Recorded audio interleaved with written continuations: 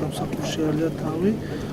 ჩვენ უსამძიმრეთ მთლიანად მთავრობა, უმაღლესი საბჭო, ნაჭარის საქმიანობის სპორტის სახელით, მთლიანად ყველა მოწყობილების სახელით უსამძიმრებთ ოჯახს და მაქსიმალურად ვეცდებით, რომ ის ტივილი, რაც მიადგა ოჯახს, ჩვენი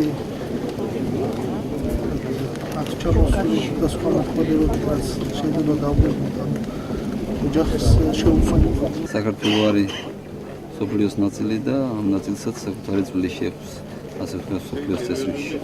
და ამ სოფლიოს წესრიგში ქართველიც ღირსეულად საკუთარ სიტყვას ამბობს, ერთმანეთს მისული სახელმწიფო ყველაფერს გააკეთებს იმისათვის, რომ ის დარჩენილი ოჯახი ნამდვილად ქნობს, რომ ის არის ძალიან დიდი ადამიანის ოჯახი.